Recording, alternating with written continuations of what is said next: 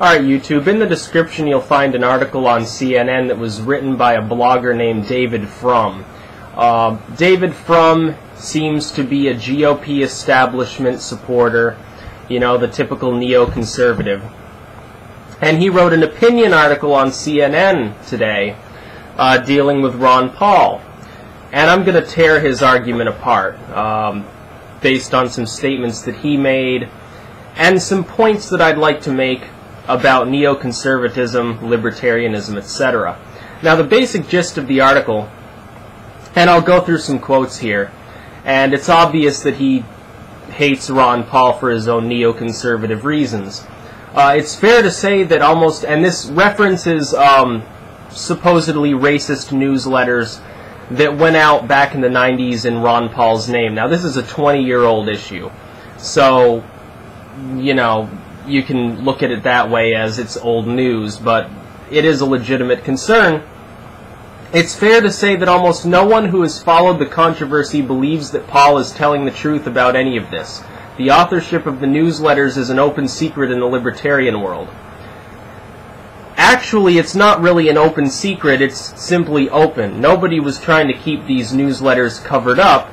It's just that until Ron Paul became big in the polls, the neoconservatives weren't that afraid. The neoconservatives and the left-wingers are absolutely terrified of Paul because he's the only candidate right now with any integrity that's actually preached the same message since inception in the political process.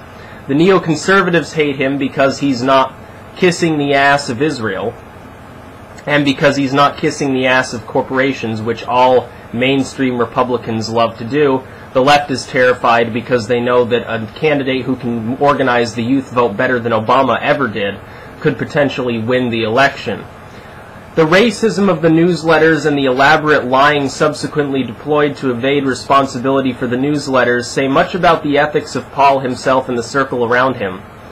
What elaborate lying? He has already addressed these newsletters many times in the past on his website. Other people working with him have addressed them as well. I fail to see why Ron Paul would continue to address an issue that he's already explained adequately before.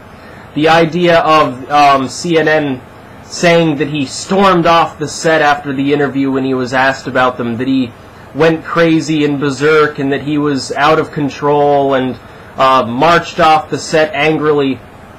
All he did was calmly remove his microphone and leave the room. He's already addressed the issue. He's already stated that he didn't author them, and it's well known, and here's another fact, we know who authored the articles. We know that Ron Paul probably did not read them when they were going out. I fail to see why this is an issue, and here's the other thing. These establishment GOP people are so concerned about the supposed anti-Semitism of Ron Paul. He's a bigot, he's an anti-Semite, oh my God, all these terrible things. The GOP for the last 50 years has been discriminating against and supporting discrimination against gay people. It's been discriminating against and supporting discrimination against alternative religious groups, Muslims included. Not the Jews, obviously, because they're all kissing Israel's ass. But certainly against Muslims, certainly against, for instance, Wiccans and so forth, Hindus. Enforcing racial stereotypes, the Republican Party loves these things.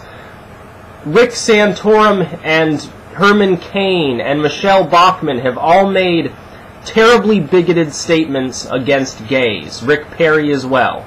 They are bigots.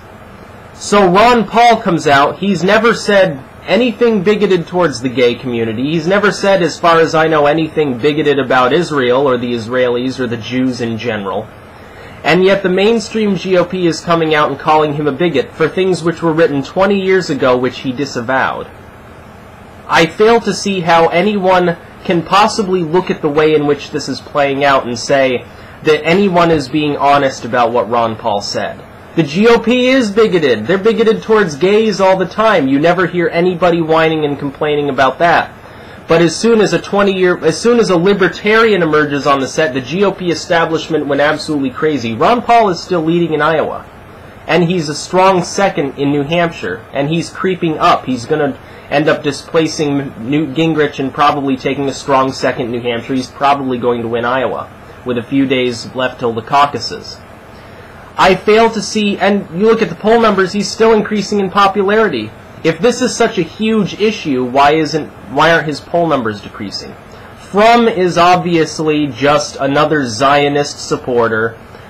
And here's another thing he said. As I can attest firsthand, anyone who writes negatively about Paul will see his email inbox fill rapidly with anti-Semitic diatribes. Two things. First, I keep up on the news with Ron Paul. I work with some of his supporters. I've looked at their comments. I've never seen anyone say anything anti-Semitic on any Ron Paul support video anywhere on YouTube. I've never seen anything anti-Semitic from his supporters anywhere. I've seen them say that we should stop funding Israel. I've seen Ron Paul say we should stop funding Israel. That is not anti-Semitism. What that is a marked and good foreign policy that will allow Israel the independence to do its own thing and support itself, as all nations have a responsibility to do. If Ron Paul were saying we should stop funding Pakistan, the GOP would crow with approval, because them damn Muslims over there never helped us do anything, and they were hiding Osama bin Laden, and all the terrible things that the Muslims do. And if Ron Paul said we should stop funding abortion, the GOP would crow with approval, and they would say, oh, wonderful pro-lifer.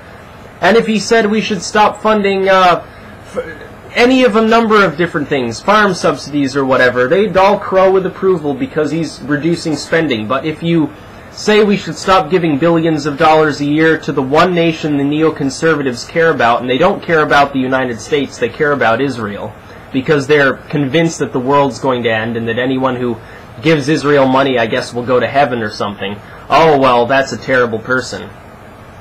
And it's really extra sad that this article is being taken seriously and being posted on a major news internet site, because just the language of the article itself is clearly not journalistic in nature. The daffy old coot side of Ron Paul's personality is genuine enough. The crank side is certainly genuine, as are at least some of the racial views. Again, he's already addressed them, so we're not exactly sure what racial views he's talking about.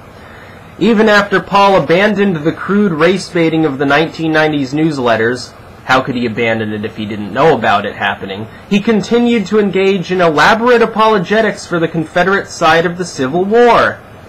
Ron Paul's from the South. Haven't you seen Rick Perry and all of the other mainstream GOP candidates? They want to return to the Confederacy anyway. All of them do. They're all higher on states' rights than federal rights. Half of them are bigoted towards minority groups. I mean, a full half of them. We're talking Perry, Bachmann, Santorum. We're talking about Herman Cain. We're talking about these candidates. What I don't understand is why it's okay to be bigoted against gays, but if you're associated with a letter published 20 years ago that said one thing that was anti-Semitic, suddenly there's a huge problem. The fact is that the reason this is being focused on has absolutely nothing to do with any genuine concern about the articles. Most of the mainstream GOP would probably agree with the message. Not the anti-Semitic part, but the anti-black part, you can bet. The fact is that it's simply being used as a ploy by the establishment corporatist right-wingers that control the country currently, and by the establishment corporatist left-wingers which run the country currently, because there are no libertarians in power. You've got a handful of Tea Partiers which were kind of libertarian. Ron Paul's the only real libertarian there, so he's the bad guy that we've got to force out of the race, because it looks like he's going to displace good old Newt Gingrich. And lo and behold, the ultimate win for Ron Paul about this supposedly racist diatribe. The president of the NAACP came out and said he wasn't a racist. The president of the NAACP, a traditionally very liberal group, doesn't really like Republican candidates very much. We all know that. The NAACP is strictly liberal. comes out and says Ron Paul's not racist, and yet you still have this idiot blogger David Frum coming out, and you have a million other liberal and neoconservative bloggers and journalists coming out bashing Ron Paul because of racist newsletters. I just don't understand it. Ron Paul is the Max Baileystock of monetary cranks, I guess the idea being that he's just trying to make money off a candidacy. And this latest presidential campaign represents the summit of his bunco artist career, his very own springtime for Hitler. I just don't understand the reference and see where it fits in with Ron Paul. He's running a legitimate campaign. He's raised tens of millions of dollars. He's on top in the first caucus state. He's running a strong second in New Hampshire. And yet Ron Paul is crazy. Now you've got Rick Santorum coming out saying gays shouldn't be allowed to marry. Gays shouldn't be allowed to have kids. You got Michelle Bachmann coming out saying, well, gay people, you know, they're possessed by demons. She's literally alluding to that in her speeches. They're saying all of these things. And yet Ron Paul, who merely stated that we should stop funding Israel, is a loony old crank and an out-of-touch, grumpy old codger. I don't understand this. It just, when something doesn't make sense, it's usually because it's not true. And the attacks on Ron Paul focusing on 20-year-old newsletters and blaming him as a bigot in a campaign where half the candidates are clearly bigots themselves does not make sense. The reason these attacks are happening is because the establishment GOP, which runs off of big military, big corporate, big government control of social values, is terrified that a libertarian will get the nomination. It would destroy the military-industrial complex control over the political process. The left wing's terrified because they're terrified that Obama will get out of there and stop his programs. If Ron Paul became president, I'm not saying he would do a perfect job. I think he would do a good job as best he could. Depending on who ran the House and the Senate, he might get quite a bit accomplished. Not a perfect candidate. No candidate ever is. No human is. But it just doesn't make sense that finally we've got a libertarian candidate with mainstream support from a very large proportion of the population, and they're getting bashed for a newsletter published 20 years ago under their name but was never authored or signed off on by them. It just doesn't make sense. I mean, it's like the whole Swift boating thing all over again. It's the same damn thing. You've got other people putting words in a candidate's mouth and they're blaming the candidate. I'm assuming that Frum is just, I don't know, a disgruntled Newt Gingrich or Mitt Romney supporter, most likely Newt Gingrich, considering Mitt Romney would probably be too liberal for him. But, I mean, it's just sad. I mean, I've made a video before about how Ron Paul won a poll on Fox News. He won the poll by tens of thousands of votes. Lo and behold, they announced the results for Mitt Romney. Does that make sense to you? Fox News did its best to ignore Ron Paul and did virtually no news stories on him until about 2 or 3 weeks ago. Then all of a sudden they started covering him. Now, because he is no longer obscure, and because he is now a mainstream candidate, instead of ignoring Ron Paul, which obviously didn't work, the left-wing media and the establishment right-wing media are doing their best to cast him as the crazy spoiler, the grumpy old man, the dude who will never get elected but is interesting anyway, trying to simultaneously praise him as being this cute, open, gaping-mouthed old man who laughs funny, and simultaneously at the same time cast him as, well, he can't win. He can't get the nomination. He could never beat Obama. His views are extreme. You've got Michelle Bachmann coming out and saying that gay people need to repent to God of the demons inside of them. She said that. You've got Michelle Bachmann saying that. Nobody came out in Fox News and said she's unelectable, a bigot, or an extremist. And yet Ron Paul simply says we should stop funding the country that's causing war and terror all over the Middle East, and all of a sudden he's a bigot and he's unelectable. First he was the ignored candidate. Look at the famous Iowa straw poll. Michelle Bachmann wins, Tim Pawlenty gets third. Never mentioned Ron Paul. First they ignore you, and then they try to belittle you. He's probably going to win Iowa, and when he does, I'm going to laugh my ass off. If he goes on to win New Hampshire, I'm going to laugh twice as hard. But Ron Paul is not a bigot or an anti-Semite. If you want bigots, you go to Michelle Bachmann or Rick Perry or someone like that. Peace out.